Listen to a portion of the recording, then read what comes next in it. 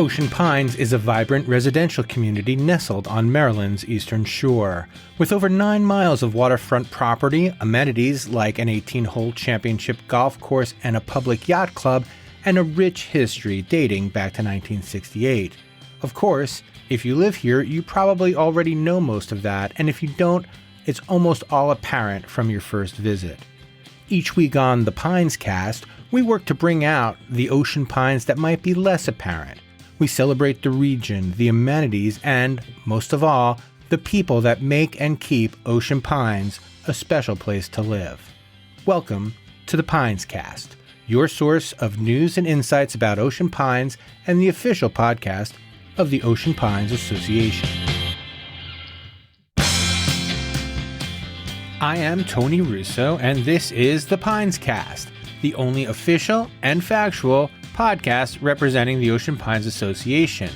Each episode, we look at some of the things that make Ocean Pines so special, and this week, we're starting off with the specialist. Well, the golf specialist, Bob Beckelman. He is the Director of Golf Operations, but also so much more. We talk about his career, how he got into it, and how he hopes to see the golf course go forward in the future. For me, one of the really interesting aspects of this following conversation is when he talks about growing up in Ocean Pines and then coming there to golf, and then talks about some of the people that he has since hired who grew up in Ocean Pines playing golf and want to continue the tradition. We talk about the course, both the history of the course and the legacy of the course. They're intertwined but separate. Bob is really fun and really open, and I think you're going to get a huge kick out of this show. You can follow this podcast or subscribe for free to this podcast wherever you're listening now, and we'd love it if you do. If you have any feedback, you can reach me at my email address. It is byTonyRusso, ByTonyRusso @gmail.com. You can also get in touch with the Ocean Pines Administration through oceanpines.org. All right, that's enough introduction. Let's talk to Bob. This is going to be a great conversation. You're going to get a huge kick out of it.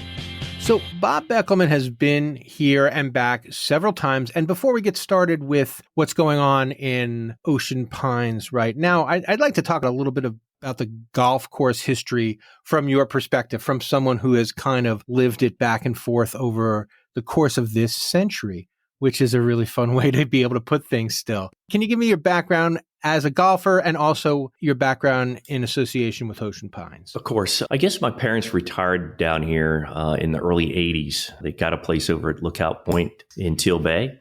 So I started coming down here in between semesters of college. I was at Penn State at the time doing some aerospace engineering. Took up golf again. I hadn't played since I was a kid and loved the golf course. Was a member here for a couple of years and then got interested in getting in the golf business. The course at the time still is, of course, it's a fantastic design. Robert Trent Jones Sr. Cut through the pine trees. It's just a wonderful layout. Definitely enjoyed playing it. Still do. That's really interesting to me. I don't know how many people know that. So playing at Ocean Pines started you on your golf career. That's pretty special, I think. Yeah, I was actually working for the clubs at the time, and I was living in a condo on the 9th green. And one of my roommates started playing golf, and I'm like, I sort of remember how to do that. I'll go out and join you. So I stole my dad's golf clubs, and we started playing, and I've been playing ever since. That is absolutely fantastic. That's horrible for you, though, to be stuck on the 9th hole like that as a young man. Yeah, I guess you got through it okay. And so when did you decide that you wanted to make this a career then? Well, after I'd played for about a year, maybe 2 years, there was an assistant here named Brett Marshall. And he kind of recognized that I was getting to be a pretty decent golfer, started inviting me to play with himself and some of the other assistants in the area. And after a few rounds with those guys, I asked him, what do you do to get in the golf business? He said, well, first of all, get a job. Then you have to pass a playability test, go through PGA school and the like. So I started playing with some of the other assistants in the area. And the timing was just perfect because Hunt Crosby, who was the head pro at the time, he left to move on to a different project over at the Beach Club in Berlin. And Buddy Sass was hired as the head golf professional, and Buddy needed another assistant. So I applied. Buddy lacked the foresight and went ahead and hired me. And that's really the story. I've been in the golf business ever since. Brett Marshall, Buddy Sass basically got me into the business. Got to know the Ocean Pines membership really well. A lot of them I consider family. just been around Ocean Pines ever since. And just because that I'm sure many of us have never been there. What was PGA school like? What was that whole process? Certainly there wasn't virtual learning. You had to go somewhere, I guess. Yeah, at the time you had to go to a site. I went to Atlanta for one of my schools and Charleston, South Carolina for the other. And basically at the time it was a week-long schooling. Then you had to take a test. So you studied a lot of materials. You mentored under a PGA head professional for 3 years.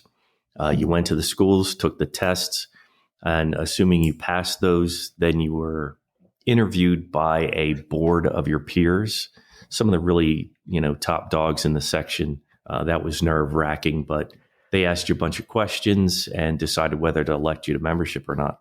So who were the guys that were intimidating? Are there people that we would know, or people that golf professionals would know, I guess? Yeah, the main guy was Alan Ranalski. Anyone in Maryland associated with golf in Maryland would know his name.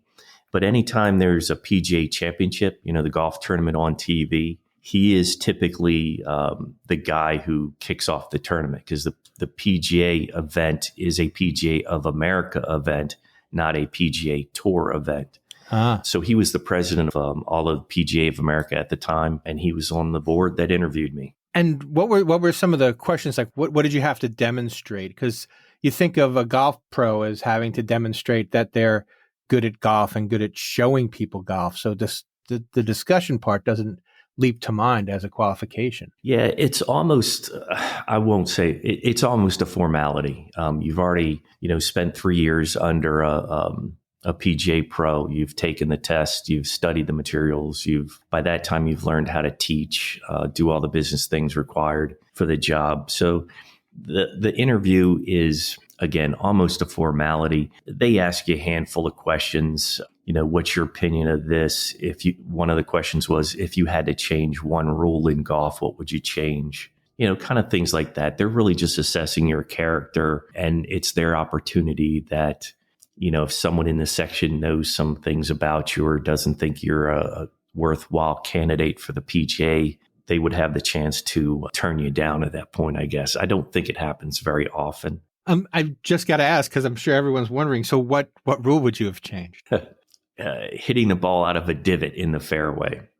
So the rule stands that if you hit a drive and it lands in the fairway, but it's also sitting in an old divot, you have to play it as it lies. That never seemed really fair to me. It's like, okay, I hit a great shot right down the middle of the fairway and I have to hit the ball out of a hole. It just never seemed right to me, but they still haven't changed that rule. So I don't have the kind of influence people might think.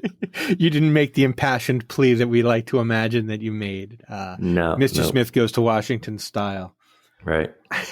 And so when you were working as an assistant, what were some of the things that you picked up from SAS that kind of informed the way you did things, either negatively or positively? What are some things that he did that you were like, I don't love that? Or some of the things where you're like, I can't function if I don't do it the way he did it? Well, I don't really like anything that Buddy did. I tell people I taught him everything he knows.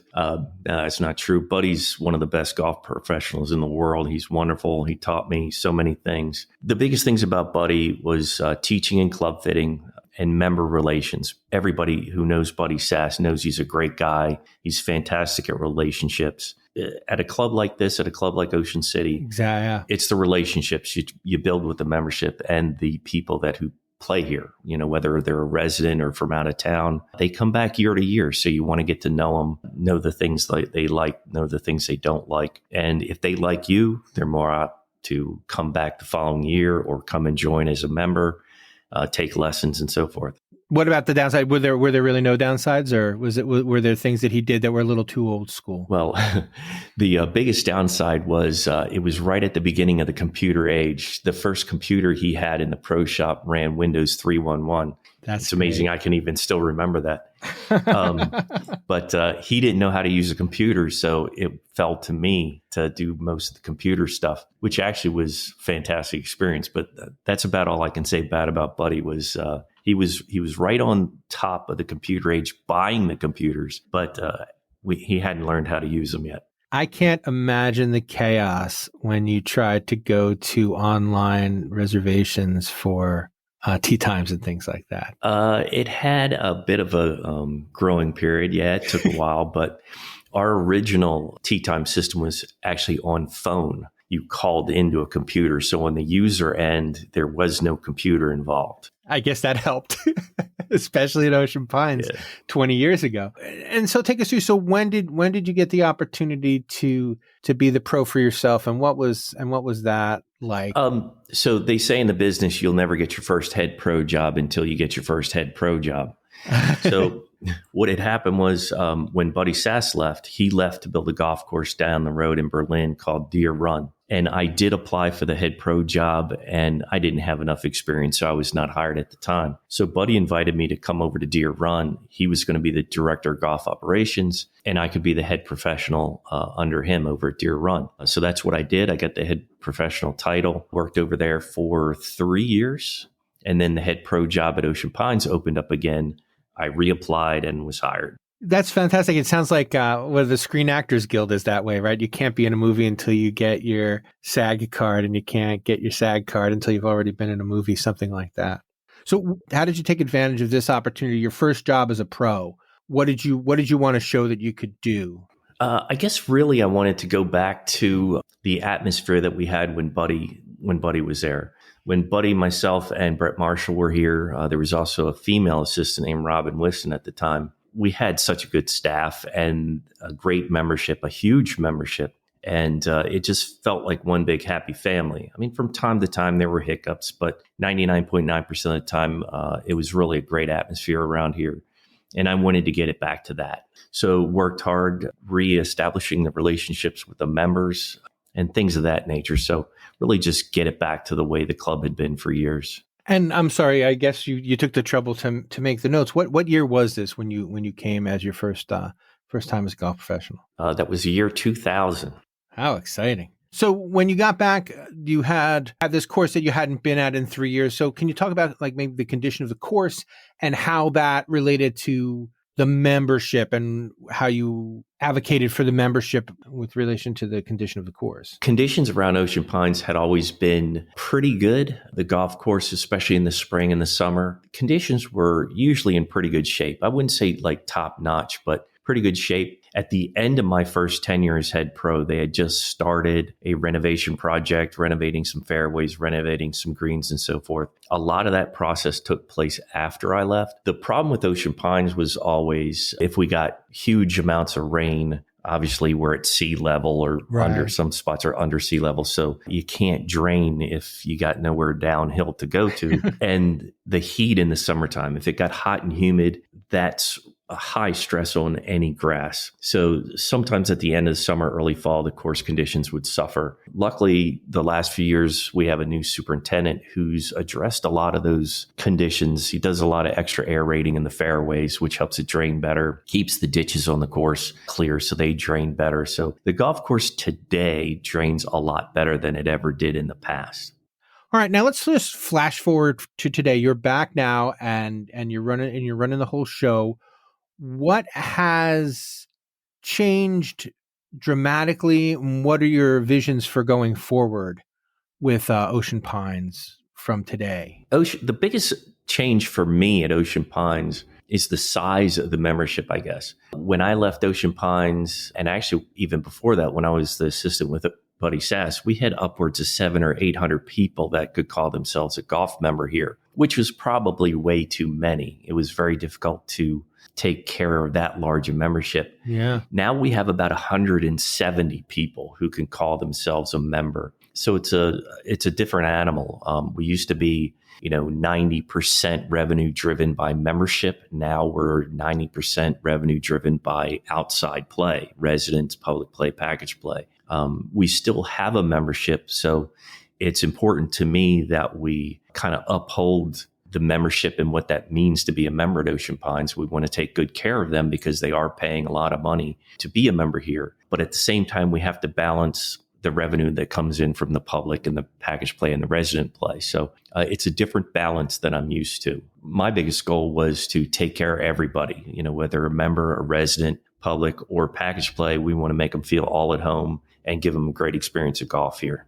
Well, it's really interesting because in the rest of my professional reporter life, there is a problem with people not wanting to join things. They want to do things, but they don't want to be members of everything. I've done features on not being members of VFWs anymore. I've done features on, not being members of professional associations anymore. So the urge to be part of a club with rules seems to be fading a little bit. So what do you do to kind of maintain that sense of belonging among the membership while, as you say, making the experience just as pleasant for people who aren't members? Agreed. The trend has definitely been down joining any kind of club, whether it's the ladies club, the Italian club, whatever it is. Right. Less and less people are joining things like that today. So it's been a problem for membership clubs all over the country, all over the world for a while now. COVID actually helped us a little bit because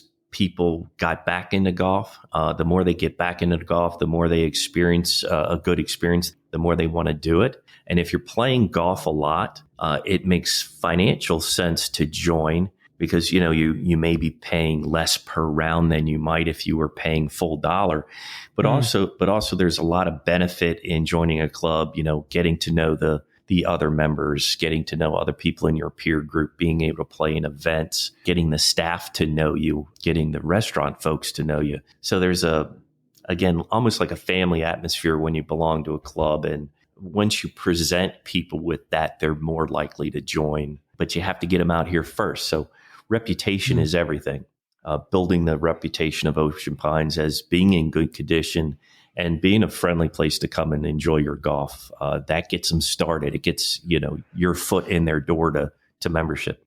As far as appealing to the public, I did a little bit of research, something that I promised I wouldn't hit you with any factoids you might not be familiar with, but this was a really cool one that I just remembered. The Robert Trent Jones has a trail in Atlanta. Have you heard of this? Do you know what I'm talking about? Is it in Atlanta? Alabama. I'm sorry. Yeah. Yeah, the fact that Alabama just was like, we're going to build 11 courses. We're going to drive tourism off of this guy. So it wasn't until I saw that I realized the whole time I covered Ocean Pines, people kept saying Robert Trent Jones, Robert Trent Jones. I am not a golfer. It did not ring a bell. But when I saw this fact, that is really a draw for some people, which is a shock. Yeah, if any golfer out there knows any course architects, Robert Trent Jones is going to be one of them. Pete Dye might be another one. Over Christmas, I played down at Horseshoe Bay Resort in Texas, and their courses were Robert Trent Jones designed. So,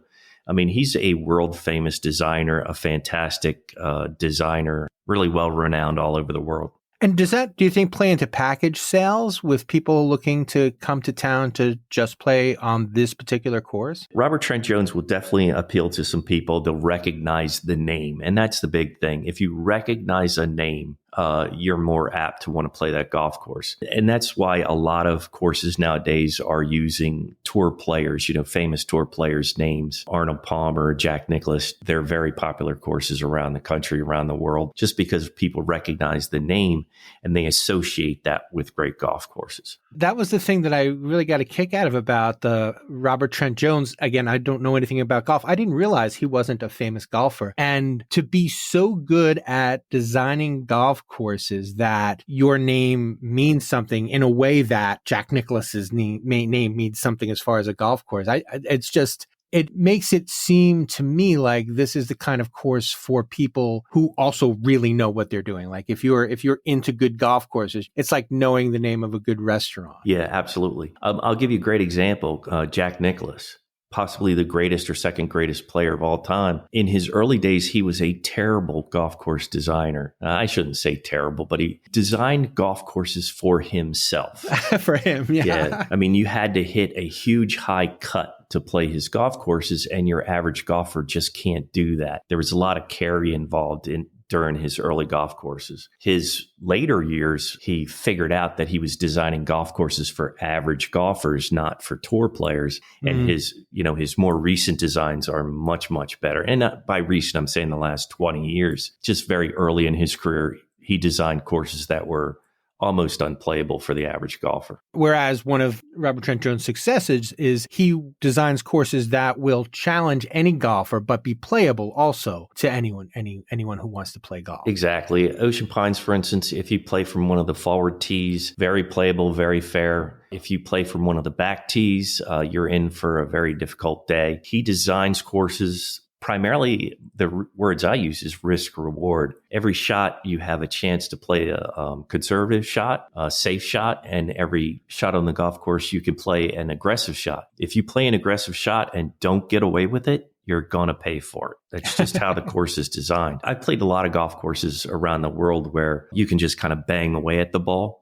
You cannot just bang away at the ball here. Every shot requires some thought. Where do I want to hit this? How aggressive do I want to be? What is going to be my penalty if I don't pull this shot off? But there's also always a very fair area, safer area to hit to. It just doesn't benefit you as well. That is fantastic. And I guess that's the kind of thing that people come to expect from a course like that. Yes. I mean, a great example is just the first hole here. It's a little dogleg right with a bunker on the corner. If you safely lay it out to the left, you have a pretty long second shot in. If you challenge the bunker and knock it over the bunker, you'll have a simple little pitching wedge in. If you don't carry the bunker, or if you overcut it, you're going to make a bogey or a double or worse. It's do you want to pick up a stroke at the risk of losing two?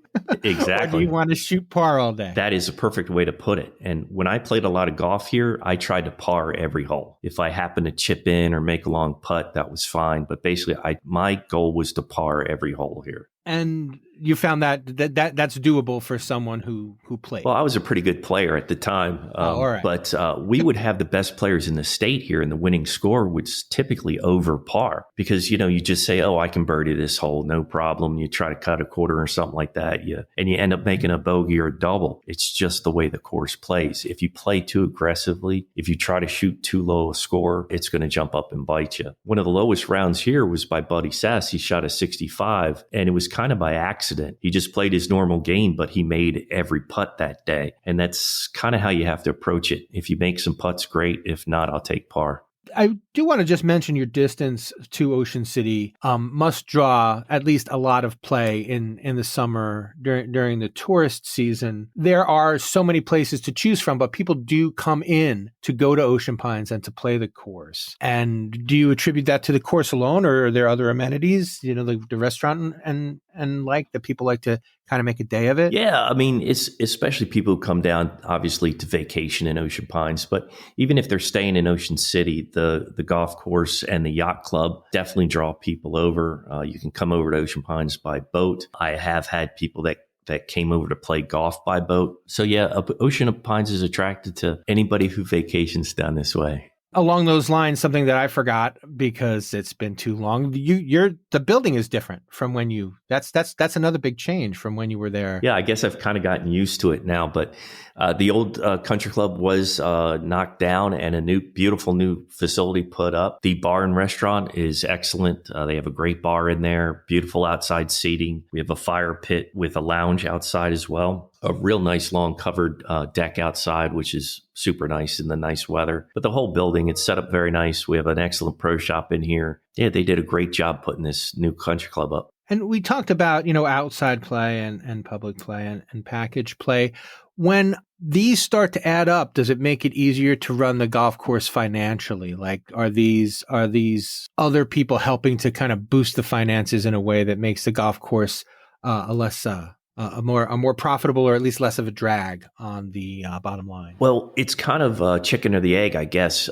When the golf course is in good condition, which it has been for a few years now, and a great atmosphere of enjoyment, enjoying your round of golf is created, then that draws the residents back. It draws the public back. It draws the packages back. So if the golf course is doing well on its own, people flock here to play it. So they kind of feed off each other, but it's been great. Golf business has been really good. The industry as a whole is in good shape right now. We keep the golf course in good condition and keep people happy. They'll keep coming back. That is absolutely fantastic. And so what do you see for the future, the next year, the next two? What excites you going forward at the Ocean Pines Golf Course? Getting more members. One of my biggest goals is to continue to attract members because you do lose a certain number of members every year due to attrition, Mm. get older, they get injured, they get out of the game, they move away or whatever. So you want to be able to replace those people with new people, but also continue attracting the residents. Statistically, we should have at least 1,200 golfers in Ocean Pines. And we want all of those golfers to play at Ocean Pines. I mean, why drive down the road? Why drive 15, 20 minutes or whatever to play golf when you have a golf course in your backyard? So a lot of that is just rebuilding reputation, again, making them feel welcome here at Ocean Pines, and hopefully they'll come and play. Is there an incentive for non-member residents to play? Like, is there like a middle tier for non-member residents? Yeah, our public rates they kind of go up and down with the industry in the area. So, I mean, our highest rate right now is about $112 for a round of golf. If you're a property owner in Ocean Pines, the most you'll pay is $64 on a weekend. During the week, it's $59. Those are morning rates. And then the afternoons, they drop down to $49 during the week and $54 on the weekend. And then every day at 3:00, we have twilight for our property owners at $40. They're getting about a 50% discount off of a round of golf to play here. So we want to incentivize them any way we can to come out to Ocean Pines and play, get their instruction here, get their equipment here, get everybody playing their golf at Ocean Pines. And you talk about the instruction. Do you want to tell me a little bit about your staff now? Who's on your staff and what do they excel at? We have a couple of different instructors on staff. I still do a little bit of teaching. I just don't have the time that I used to for it. Brian Davis is an instructor with us. He's very good at doing small clinics and individual lessons. John O'Connor is on staff with us. Again, mostly does individual instruction and some club fitting. I do a lot of the club fitting here just because I've been doing it for forever. Yeah. And then we actually hired a gentleman named Matt Ruggieri to open a golf academy here at the facility at the far end of the driving range. Matt actually came through my junior golf program, 20 years ago, which was really cool. Went out in the world, ended up in Florida and then Colorado, got his PGA membership, and then called me about 2 years ago asking if he could come back and work at Ocean Pines. And I said, I'd love to have you here. So we got him set up as a golf academy with us, the Matt Ruggieri Golf Academy. And he's just been doing great, especially juniors, junior clinics, the high school kids, college kids. He does a bunch of ladies clinics, plenty of individual lessons as well, but he's really doing well. Our staff, between my staff and him, we've got all the instruction in the area covered. Well, I want to talk about that just real quick. The junior, I forgot all about that. Those are people who are really likely to become members after playing there. I mean, one of the things that you have in common with him is that you came back here because this was a golf course that was special to you.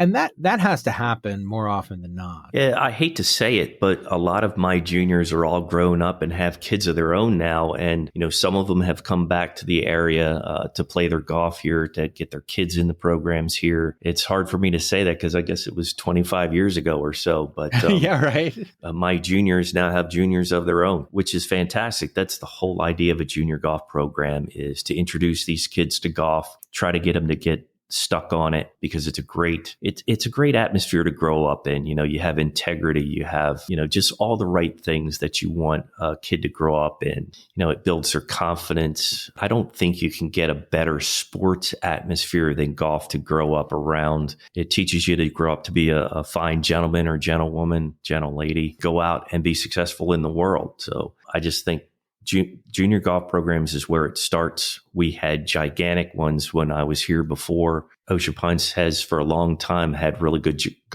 junior golf programs, and Matt Ruggieri is really just carrying on that tradition. So it creates that whole circle of golf life, I guess. Very cool. And that is pretty much all I have for you. My last question is always the same to everyone I speak with.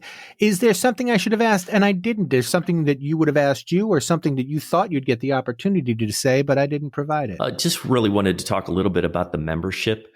We touched on it here and there, but we have a bunch of different tiers of membership that's available to anyone. If you're a property owner in Ocean Pines, we have a family membership. We have individual memberships. We also have a junior membership. And with any of the memberships, you can purchase a cart plan as well, if you'd just like to kind of pay one time and be done with it. But we also have associate memberships available. So if you're not a property owner in Ocean Pines, but still would like to join the Ocean Pines Club.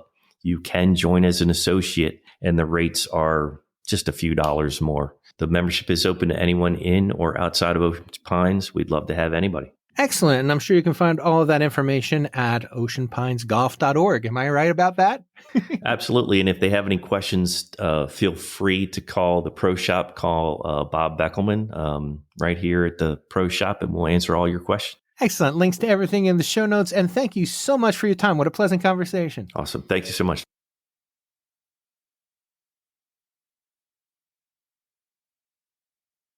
The Pines Cast is an Ocean Pines Association production. It was written and edited by me, Tony Russo, executive producer Josh Davis.